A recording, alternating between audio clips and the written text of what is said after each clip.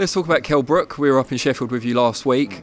You said at the press conference he was one of the best welterweights in the world, and on his best, and which you think he's back to, or you thought he was back to, one of the best pound-for-pound fighters in the world. Did you text him after the fight and say how disappointed you were having said that? I was with him after the fight. I did the press conference with him after the fight. Sometimes you don't perform to the best of your ability. I think people also haven't taken into account that he's got a new trainer. It doesn't mean that, after being with a trainer for,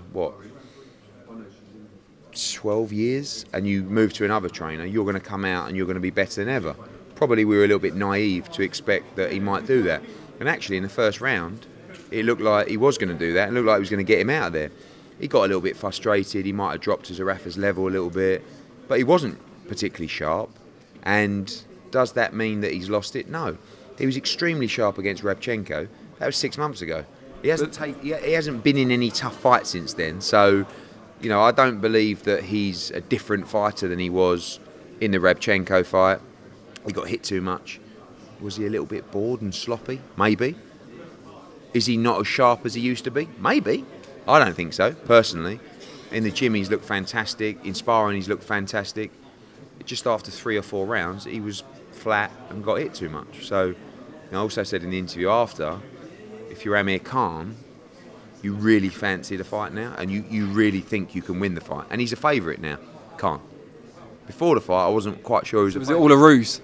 Maybe. It might end up being a great... Imagine if it was. No, it wasn't. But Kell wanted him out of there early. Kell didn't want to go 12 rounds. No fighter does. But thinking about it and thinking about the fact that, he went 12 rounds under his new trainer, they got a chance to work together, and it probably made Amir Khan think, I could stop him. Have you heard from Khan since the fight? I messaged him and spoke to his lawyer this morning.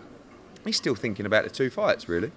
But, as I've said, when there's more money for the Kell Brook fight, on paper now, you have to say, Kell Brook is such an easier fight than Terence Crawford. Right? Look at the odds for Khan Crawford, look at the odds for Khan Brook. So common sense would tell you, I'll fight Kell Brook, beat him, and then go and fight the likes of Crawford, etc. But I don't really know what he's thinking. I've made my point very clear to him of what I think he should do and what is the right move for his career. Don't get me wrong, the Brook fight is still a war, because Kell Brook would be absolutely devastated if he lost to Amir Khan, and vice versa. That's why it's such a big fight, because both guys are petrified to lose to each other, because it's bragging rights. It's the War of the Roses. It's the years and years of hatred and build-up between 2 guys that just don't... Amir's never wanted to give him the opportunity. And maybe he never will. We'll find out probably in about a week's time.